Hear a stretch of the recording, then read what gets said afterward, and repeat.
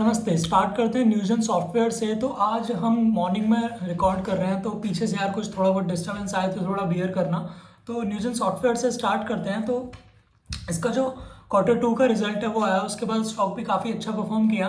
तो इसमें top line जो थी वो थी लगभग 30% के आसपास, और जो बॉटम लाइन थी वो काफ़ी अच्छी थी, वो थी 60% के आसपास। इसमें देखते हैं रिजल्ट में हुआ क्या। तो उसमें जो बॉटम लाइन थी वो 60% थी। तो ईपीएस ग्रोथ भी उसी तरह से आया, कोई भी डाइल्यूशन या फिर उस तरह का कुछ नहीं हुआ जिससे स्टॉक पे हमारे बैड इफेक्ट पड़े। इनफैक्ट स्टॉक 12-14% अपने पीक टाइम में बढ़ा भी था, बट जिस टाइम बंद हुआ वो 10-12% के आसपास वो उसने गेन दिया था।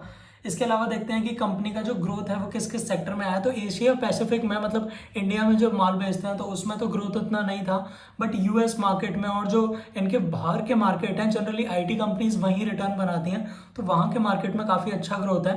मैं इस पर पहले से थोड़ा सा श्योर था, क्योंकि जो वीरेंद्र जीत हैं कंपनी के प्रमोटर्स में से, उन्होंने Q1 के जो कमेंट्री थी उसी में गाइडेंस दिया था कि Q2 की ग्रोथ के लिए मैं श्योर हूँ। और पास में भी मैंने उनके जो एक्सप्रेशंस हैं और जिस तरह से वो बात करते हैं इतने प्रॉमिसिंग लगते हैं, तो मैंने उस पर बैट लिया था। तो मेरा तो काफ़ी अच्छा परफॉर्म कर रहा है। एक्चुअली मेरे पास ये था साल भर पहले से, साल भर से शायद ऊपर हो गया होगा। तो मेरा जो कॉस्ट प्राइस था वो था 357 रुपीज़। तो यहाँ तो मेरा लगभग 3 गुना होने वाला है। बट अभी मत बोलना है कि यार शो ऑफ कर रहे हो, बट हाँ मेरे पास ये वाला था जो मेरा मल्टीबैगर साबित हुआ है। तो अभी इसको परचेस करने के लिए एस्पेक्ट्स, मेरे को लगता है कि जिस टाइम मैंने लिया था उस टाइम पे तो पी 12-14 का था, बहुत सस्ता था। लेकिन अब पी थोड़ा सा महंगा लगता है, महंगा तो नहीं मतलब रीजनेबल लगता है। 40 का पी है अभी करंट वैल्यूएशन पे, अगर आप आज वीडियो देखते हैं तो यहाँ के वैल्यूएशन से मुझे ग्रोथ का रनवे काफ़ी क्लियर लगता है, साल 2 साल 3 साल के लिए। उससे ऊपर का धारणा बनाना और सोचना कि यार उससे आगे क्या होगा, ये थोड़ा सा ठीक नहीं होगा, क्योंकि भाई आर्टिफिशियल इंटेलिजेंस आ रहा है, इतना सारा कंपटीशन आ रहा है, तो इससे आगे का विजन हम नहीं रख सकते हैं। 2-3 साल में ही मेरे हिसाब से इसका अच्छा रिटर्न बनना चाहिए। और जो कम से कम ईपीएस ग्रोथ है, ईपीएस ग्रोथ इसका 30-35%, 40% अभी चल रहा है। लेकिन हर बार ऐसा नहीं आ सकता। अगर हम 30-35% भी मान के चलें तो उससे हमारा शेयर 2 साल में डबल होना चाहिए। तो मैं भी थोड़ी बहुत क्वांटिटी ऐड करने की कोशिश करूंगा। वैसे तो भाई हम फुल्ली इन्वेस्टेड रहते हैं, हमारे पास कैश लूज होता नहीं है जनरली, बट अगर होगा तो जरूर मैं इसमें क्वांटिटी ऐड करूंगा। बाकी यार ये इन्फॉर्मेशन थोड़ा सा एजुकेशन पर्पज़ के लिए समझना, क्योंकि मेरा इसमें पर्सनल इंटरेस्ट भी है, तो उस हिसाब से देखें।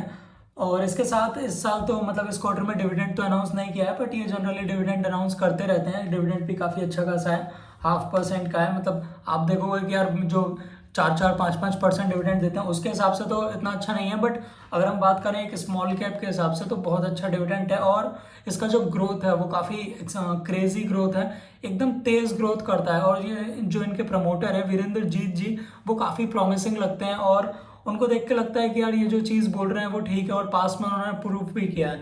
तो इसके साथ ही बात करते हैं कि बिजनेस में क्या क्या चेंजेस हुए हैं। तो पास्ट में ये लोग डायरेक्ट कंपनीज को अपनी जो सर्विसेज हैं वो प्रोवाइड करते थे, बट उसके बाद इन्होंने अपना बिजनेस मॉडल चेंज किया था, जिसकी वजह से पास्ट में थोड़ा बहुत प्रॉफिट भी ऊपर नीचे हुआ था। तो ये अपने बिजनेस मॉडल को लेके आए थे सब्सक्रिप्शन बेस्ड बिजनेस मॉडल पर, जिसमें अपनी सब्सक्रिप्शन सर्विस ऑफर करने लगे थे। तो उस वजह से क्या हुआ, कॉस्ट कम हो गई, क्योंकि एक बार इन्होंने अपना प्रोडक्ट रेडी कर लिया और जो सर्विस था उसका पैकेज रेडी कर लिया, उसको बार बार सेल कर रहे थे नए नए कस्टमर्स को उनकी नीड्स के अकॉर्डिंग। तो उससे होता क्या है, बार बार आपको नहीं बनाना पड़ता है सेम प्रोडक्ट। अगर कुछ लोगों को सेम ही प्रोडक्ट चाहिए तो उसको एक्सेप्ट करने में इनिशियली थोड़ी सी दिक्कत आई थी, बट उसके बाद इनको काफ़ी अच्छी डील्स और ऑर्डर्स मिलने लग गए थे। तो उस हिसाब से इन्होंने बोला था कि इन फ्यूचर अपकमिंग क्वार्टर्स और ईयर्स हम काफ़ी अच्छा ग्रोथ एक्सपेक्ट कर रहे हैं। तो वही सोच के मैंने भी एक बेट लिया था कि अगर इनका सब्सक्रिप्शन बेस्ड मॉडल नहीं चलता है तो हो सकता है थोड़ा 10-20% घाटे में निकलना पड़े। बट लकीली और काफ़ी प्रॉमिसिंग थे, उनका एक्सपीरियंस भी अच्छा था, तो वो चीज़ काम करी। और अभी करेंटली लगभग 3 गुना हो गया है। पहले 2.5 गुना था, अभी महीने 1.5 महीने पहले। बट जैसे जैसे क्वार्टर के रिजल्ट आते हैं वैसे वैसे शेयर परफॉर्म करता रहता है, तो उस तरह से हमें शेयर को देखना चाहिए। इसके साथ अगर नंबर्स की बात करें कि एग्जैक्ट नंबर्स में क्या है, तो कंसोलिडेटेड बैलेंस शीट को देखते हैं। तो लास्ट क्वार्टर में लास्ट ईयर के सेम क्वार्टर में 226 करोड़ का टॉप लाइन था, उसमें अभी जो है वो 293 करोड़ का टॉप लाइन हो गया है, तो लगभग 30% के आसपास का ग्रोथ है। वहीं अगर हम बॉटम लाइन को देखते हैं तो 30 करोड़ 30.27 करोड़ का इसका लास्ट ईयर इसी क्वार्टर का बॉटम लाइन था, प्रॉफिट था मतलब, वो कि अब हो गया 47.7 करोड़, तो लगभग 59% के आसपास का ग्रोथ दिखता है। और ईपीएस ग्रोथ भी इसी के साथ चल रहा है 4.35 से 6.86 रुपीज़ पे, तो वो भी इसी रेशियो में प्रॉफिट चल रहा है, मतलब कि कोई इक्विटी डाइल्यूशन नहीं है और ना स्टॉक स्प्लिट हुआ है। तो दो सिचुएशंस में ये डिफरेंट आता है ईपीएस ग्रोथ। जब कंपनी अपनी इक्विटी को डाइल्यूट कर देती है उसमें नुकसान हमारा होता है, प्रॉफिट आता रहता है लेकिन शेयर चलता नहीं है, तो उस चीज़ को आपको बारीकी से देखना चाहिए। मैं हमेशा देखता हूँ, और एक बार हमने पूछा भी था बसंत सर से, तो उन्होंने इस चीज़ को एक्सप्लेन किया था, तो उसके बाद काफ़ी अच्छी क्लैरिटी आ गई थी कि इसको किस तरह से देखना चाहिए। इसके साथ अगर हम, चलो इसका डिस्कशन काफ़ी हो गया। बाकी एचडीएफसी बैंक का भी रिजल्ट आया था, तो यार अच्छा खासा रिजल्ट आया, एज अ लार्ज कैप उसने अच्छा खासा ग्रोथ दिखाया, तो वहाँ से थोड़ा सा हमें ये समझ आता है कि यार जो बैंकिंग सेक्टर है उसमें जो हम स्मॉल कैप्स और मिड कैप लेके बैठे हुए हैं, जैसे आईडीएफसी फर्स्ट बैंक हो गया, उत्कर्ष हो गया, और 2-3 और बैंक भी हो गए, जीवन को भी ले लेते हैं इसी में ही, तो ये काफ़ी अच्छा परफॉर्म कर सकते हैं, क्योंकि जो लीडर होता है सबसे बड़ा इस टाइम एचडीएफसी बैंक है, तो जैसा उसका रिजल्ट आता है उसी से थोड़ा सा गाइडेंस मिलता है कि यार कोई पूरे इंडस्ट्री में एज अ होल कोई प्रॉब्लम नहीं है, तो वो उस स्पीड से तो ग्रो नहीं कर पाया क्योंकि पॉसिबल नहीं है, बट जैसा उसका ग्रोथ आना चाहिए था कंसिस्टेंट, वो अच्छा ग्रोथ आया हुआ है। किसी को अगर 10-12-15% के हिसाब से लेना है तो मेरे हिसाब से भी प्राइस अच्छा रीजनेबल है, तो लेना ठीक डील होगी, उसका ग्रोथ अच्छा खासा आ रहा है। इसके साथ में कुछ क्वेश्चंस ले लेते हैं, आज का वीडियो थोड़ा छोटा होगा तो कुछ क्वेश्चंस ले लेते हैं इसमें। पारा शिव मूर्ति बोल रहे हैं, सर लॉन्ग टर्म के लिए फ्यूचर ग्रोथ स्टॉक्स 10 स्टॉक्स बताएं, एडवाइस नहीं, इन्वेस्टमेंट एजुकेशनल पर्पस प्लीज। ठीक है भाई, होशियार हो गए हमारे जो सब्सक्राइबर्स हैं, तो एजुकेशनल पर्पस के लिए हम 10 स्टॉक्स बताते हैं, तो आप मेरी स्टॉक एनालिसिस वाली वीडियो देखें, आपको 10 नहीं शायद 20 स्टॉक मिल जाएंगे उसमें।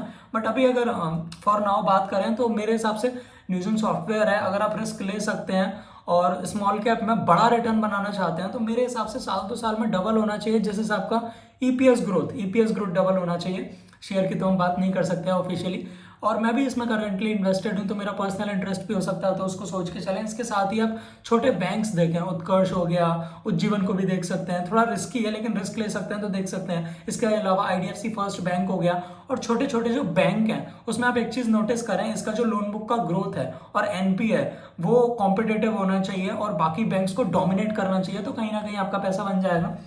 तो 10 स्टॉक तो नहीं यार, 2-3 मैंने बताया, बाकी आप स्टॉक एनालिसिस वाली सीरीज में देखेंगे तो आपको पकड़ में आएगा। और आप किसी और मतलब आपको कोई कंफ्यूजन हो स्टॉक एनालिसिस वाली सीरीज देखने के बाद किसी शेयर पे, तो आप कमेंट कीजिए, मैं आपको समझा दूंगा कि भाई क्या है फंडामेंटल एनालिसिस, उसके बाद अपने फाइनेंशियल एडवाइजर से डिस्कस करके आप परचेज कर सकते हैं।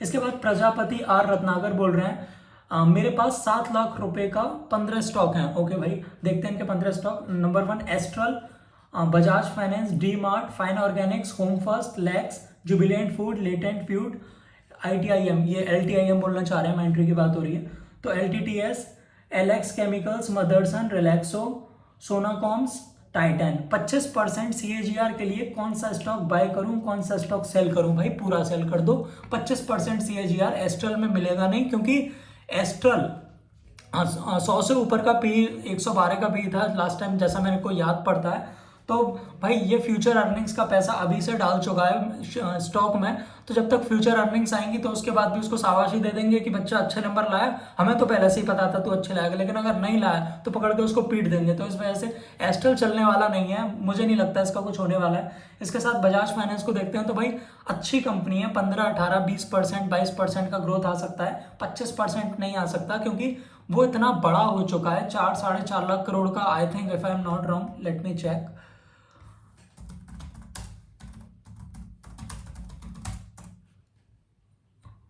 5 लाख करोड़ के आसपास, 4.9 लाख करोड़ के आसपास इसका जो मार्केट कैप पहुंच चुका है। उसके बाद 25% से ग्रो करना पॉसिबल नहीं है, क्योंकि बहुत बड़ा हो चुका है, और ग्रो कर जाए तो भाई चांस की बात है, लेकिन मुझे नहीं लगता कि ऐसा कुछ होगा। इसके साथ देखते हैं डी मार्ट भी भाई ओवर वैल्यूड है इस टाइम, स्टार्टिंग में पैसा बना था, लेकिन अभी इसका जो आप ग्रोथ देखेंगे तो भाई 17-18-20% के आसपास इसका ग्रोथ आ गया, और एक बार ग्रोथ अगर कम हो जाता है तो वो वापस से उसी लेवल का ग्रोथ आना जनरली मैंने देखा है कि पॉसिबल होता नहीं है, क्योंकि ग्रोथ कम किसी रीज़न की वजह से हुआ होता है, वो बात अलग है कि वॉर है या फिर कुछ ऐसा इवेंट है जो बीच में आ गया, जैसे लॉकडाउन हुआ था, तो वो बात अलग है। लेकिन अभी अगर ग्रोथ धीमे धीमे करके कम हो रहा है तो इनको अपॉर्चुनिटी नहीं दिख रही है, और इनका जो डिस्क्रिशनरी होता है, ज़्यादा मार्जिन वाला सामान, उसका सेल थोड़ा सा कम है और ऑनलाइन प्रेजेंस थोड़ा सा कम है, तो इस वजह से मुझे रैपिड ग्रोथ नहीं दिखती है। लॉन्ग टर्म के लिए अभी भी अच्छा है, बट 25% CAGR मुझे नहीं लगता है देगा, और अभी तो साल 1.5 साल और रेस्ट करेगा ये, क्योंकि ओवर वैल्यूड है। फाइन ऑर्गेनिक्स की बात करें तो भाई ये जो केमिकल वाले स्टॉक्स होते हैं ये जनरली आपको समझ नहीं आएंगे, ऑल्दो हम एक बिजनेस में इन्वॉल्व हैं जिसमें इसके प्रोडक्ट्स यूज होते हैं, बट उसके बाद भी हम लोग नहीं समझ पाते हैं कि यार क्या होगा कैसे होगा, क्योंकि केमिकल की बात है, हम लोग रिटेल इन्वेस्टर्स हैं, हमने कहाँ केमिकल और वो सब के बारे में देखेंगे। और केमिकल स्टॉक्स एक टाइम तक चलते हैं, और जब ये नहीं चलेगा उस टाइम आप समझ नहीं पाओगे कि किस रीज़न से नहीं चल रहा है। आप बोलोगे यार मेरे सारे स्टॉक को खराब बता रहे हो, बट यार जो मैं जानता हूँ, जो मैं समझता हूँ, तो वो तो मैं खुल के बोलूँगा यार। अब आप उसको समझ लें कि मैं क्या बोलना चाह रहा हूँ, तो कुछ चीज़ें मैं इशारे में बोल रहा हूँ, बट आप समझें कि मैं क्या बोलना चाह रहा हूँ। इसके साथ है home first finance. Home first finance मेरे पोर्टफोलियो में हो सकता है, और शायद है भी, तो इसमें तो इसमें आप इन्वेस्ट कर सकते हैं, क्योंकि अच्छा ग्रोथ है। इसके जो बोर्ड ऑफ मेंबर्स हैं काफ़ी कन्विक्टेड लगते हैं, काफ़ी अच्छा उनका एक्सपीरियंस है, और पूरी बोर्ड ऑफ मेंबर्स की टीम को मैंने एक एक करके देखा था कि भाई ये क्या करते हैं, क्या एक्सपीरियंस था, अब जो आए हैं पहले किस कंपनी में काम करते हो, वो सब पूरा मैंने देखा, तो मुझे ओवरऑल काफ़ी प्रॉमिसिंग, काफ़ी अच्छा लगा। मेरा जो परचेज प्राइस था वो थोड़ा कम था, वो लगभग 700-800 रुपये था। 700 रुपये से स्टार्ट किया था, अब 800 रुपये तक आ गया है, क्वांटिटी ऐड कर करके, ये मुझे पसंद आ रहा था। तो मुझे लगता है कि इसमें 25 क्या 30-35 भी मिल सकता है, बट चांस वाली बात है कि यार 20 मिलेगा कि 35 मिलेगा, हम कुछ फिक्स नहीं कर सकते। बट अगर आप चांस ले रहे हैं तो होम फर्स्ट मेरे हिसाब से आपको ऐड करना चाहिए। इसके अलावा लेक्स इंडस्ट्रीज, भाई आइडिया नहीं है। जुबिलेंट फूड अच्छा शेयर है, 18-20% तक दे सकता है। 25 का गाइडेंस देना ठीक नहीं होगा, क्योंकि 25% जनरली छोटी कंपनीज ग्रो करती हैं जो नई नई मार्केट में आई हैं और किसी चीज़ पर डोमिनेट कर रही हैं, just like home first finance. तो काफ़ी अच्छा स्टॉक है। LTIM बड़ा हो चुका है, इतना ग्रोथ नहीं है देगा, 18-20%। LTTS पता नहीं। एलेक्स केमिकल्स से दूर रहो भाई। मदरसन आई डोंट थिंक, इन सब के स्टॉक्स का टाइम गया भाई। एक टाइम था जब इन्होंने बहुत अच्छा रिटर्न बना लिया, इसलिए आप बैलेंस शीट से और स्टॉक प्राइस से अट्रैक्ट होकर आ रहे होगे ग्रोथ से, लेकिन आई डोंट थिंक कि इसमें कुछ होने वाला है। रिलैक्सो मुझे थोड़ा ओवर प्राइस लगता है, और काफ़ी सारे बिजनेस में चीज़ें हैं, कंसिस्टेंट कंपाउंडर रह सकता है, लेकिन रैपिड ग्रोथ दिखाना पॉसिबल नहीं है। सोना कॉम्स, भाई पता नहीं मेरे को इस स्टॉक के बारे में। टाइटन बहुत सॉलिड स्टॉक है। टाइटन का जो तनिष्क सेगमेंट है और जो वॉच वाला सेगमेंट है काफ़ी अच्छा परफॉर्म करता है। 18-20% तक का हम सोच सकते हैं, लेकिन आई डोंट थिंक कि इससे ज़्यादा मतलब आप 25% के बारे में सोच रहे हो ना, तो पहले तो आप एक चीज़ तैयार करो अपने दिमाग में कि मेरा 7 लाख रुपए 5 लाख रुपए भी रह सकता है, क्योंकि रिस्की स्टॉक्स लेके ही काम होगा, स्मॉल कैप मिड कैप लेके काम होगा। आप लार्ज कैप मेगा कैप में घुस जाओगे तो उसमें कुछ रिटर्न बनेगा नहीं, आपका टाइम जाएगा। आपके पास दो ऑप्शंस हैं, आप या तो 7 लाख रुपए के ऊपर 1 लाख 2 लाख 3 लाख ऐसे करके थोड़ा थोड़ा और डालो, बट मैं जैसे समझ पा रहा हूँ बहुत मुश्किल से आपने कैपिटल इकट्ठा किया होगा कि यार 7 लाख हुआ। अगर आप कोई जॉब या बिजनेस करते हैं तो धीमे धीमे करके ट्राई करें कि थोड़ा कैपिटल और डालें और बड़े स्टॉक्स में ही बने रहें, क्योंकि रिस्क कम है। बट अगर आपके पास यही है और आप एग्रेसिवली ग्रो करना चाहते हैं कि यार मुझे तो करना है, आप बताओ कि कैसे होगा, तो उसमें बात यह है कि आप स्मॉल कैप में आप जा सकते हैं। अभी मैंने न्यूजन सॉफ्टवेयर के बारे में बताया, तो बहुत एग्रेसिव ग्रोथ है और बहुत ये कहानी कंटिन्यू चलती जा रही है। 40 के भी अभी मेरे को लगता है कि महंगा नहीं है, रीजनेबल है, क्योंकि ग्रोथ बहुत अच्छा है। तो जैसे ही आपका 40 अभी 60% का बॉटम लाइन आया है इस क्वार्टर में, तो ये हमेशा तो नहीं आने वाला, क्योंकि हर बार 60% का ग्रोथ पॉसिबल नहीं है। बट 60% का ग्रोथ आया मतलब इनके पास अब पैसा आ गया अगली बार मार्केटिंग और उस सब चीज़ों में स्पेंड करने के लिए। तो इस टाइम का जो बॉटम लाइन है वो अगले क्वार्टर्स की ग्रोथ को रिफ्लेक्ट करता है, क्योंकि जो प्रमोटर्स हैं वो तो काफ़ी प्रॉमिसिंग लगते हैं और बहुत रैपिडली ग्रो करते हैं। और आईटी फील्ड में डिमांड साइड में कोई प्रॉब्लम करेंटली नहीं दिखती है। इन फ्यूचर आर्टिफिशियल इंटेलिजेंस या कुछ चीज़ें अगर डेवलप होती हैं तो वो उसकी बात बाद में करेंगे। बट अगर आप छोटे स्टॉक्स मुझसे चाहते हैं तो छोटे स्टॉक्स आप स्टॉक एनालिसिस वाली सीरीज में ढूंढें, उसमें आपको कुछ नहीं समझ आता है तो आप कमेंट करें, मैं बताऊंगा। इसके अलावा अगर अभी आप क्विकली नाम सुनना चाहते हैं तो मैं बता देता हूँ। न्यूजन सॉफ्टवेयर एक और देख सकते हैं, केसॉल्स देख सकते हैं, बहुत रिस्की है, बहुत तगड़ा रिटर्न देगा अगर देगा तो। इसके साथ में आप जो छोटे फाइनेंसर्स हैं उसमें आपने देख लिया, एक तो होम फर्स्ट हो गया, काफ़ी अच्छा प्लेयर है। इसके साथ आवास और एप्टस मैं बोलूँगा नहीं, क्योंकि मैंने उन्हें पास्ट में सेल किया है। तो और भी काफ़ी स्मॉल फाइनेंसर्स हैं, उन्हें आप देख सकते हैं। इसके साथ में आप बैंक देख सकते हैं। बैंक में आईडीएफसी फर्स्ट बैंक आप देख सकते हैं, उसमें रैपिड ग्रोथ आएगा, उसके प्रमोटर तगड़े हैं, बहुत अच्छा उनका कन्विक्शन लगता है, पास्ट एक्सपीरियंस भी बहुत सॉलिड है, तो मुझे वहाँ से वो बहुत अच्छे लगते हैं। तो इसके साथ उज्जीवन को आप देख सकते हैं, अगर आप रिस्क ले सकते हैं तो उत्कर्ष को आप देख सकते हैं। तो मेरे हिसाब से 3 4 5 स्टॉक में अगर आप रहेंगे तब ये 25% आ सकता है, 30 35 भी हो सकता है। मेरा तो कभी कभी बहुत बढ़ भी जाता है, क्योंकि मैं बहुत रिस्क लेके काम करता हूँ। कभी कभी भाई लॉस पे बैठे रहते हैं, बट ये यार रिटर्न बनाना है तो बड़ा बनाना है। साल 2 साल में जब तक पैसा डबल नहीं होगा तब तक ऐसा नहीं है कि अपने स्किल्स को पूरी तरह यूज़ कर रहा हूँ। मेरा भी कैपिटल बहुत बड़ा नहीं है, 7 फिगर पोर्टफोलियो ही है, तो 1 करोड़ से ऊपर का पैसा मेरे पास भी नहीं है कि भाई अगर 15% भी बन गया तो 15 लाख सीधा घर में आ गया, ऐसा मेरे साथ भी नहीं है। मैं भी बहुत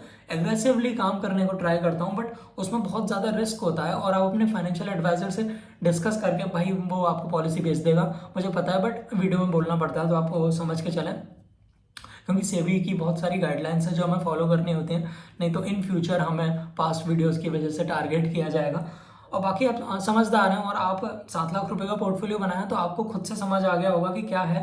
लेकिन आप ये जो 15 स्टॉक्स ऐड किए हैं, 15 स्टॉक ऐड करके 25% CAGR नहीं बन सकता है, क्योंकि 15 की 15 कंपनी आपके हिसाब से बढ़िया ग्रो करें ऐसा पॉसिबल नहीं है। मुश्किल से 2 4 5 7 कंपनी ठीक निकलती हैं, तो 2 4 5 स्टॉक 6 स्टॉक 8 स्टॉक में अगर आप रहते हैं तो मेरे हिसाब से आपका रिटर्न और रिस्क काफ़ी बढ़ जाता है। उसमें अगर आप समझ के इन्वेस्ट करते हैं तो बहुत अच्छा रिटर्न बन सकता है।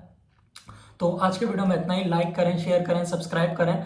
और पीछे आप देख रहे होंगे थोड़ा सा चेंज है, एक्चुअली मैं सुबह रिकॉर्ड कर रहा हूँ, तो पीछे से यार कोई अगर बर्तन फेंकने की आवाज़ आ रही है या फिर कोई छींक दिया तो थोड़ा अनइवन हो जाता है, तो मैं थोड़ा नॉइस रिड्यूस करने की कोशिश कर रहा था, तो दैट्स वाई मैंने इसको चेंज किया। तो हाँ, आप लाइक करें, शेयर करें, सब्सक्राइब करें, भटक जाते हैं, कमेंट करें, अपने किसी दोस्त को भेजें, आपको काफ़ी बेनिफिट होगा। मैं काफ़ी बढ़िया चीज़ें बताता रहता हूँ वीडियोज़ में। तो आज के वीडियो में इतना ही। Thank you so much for watching.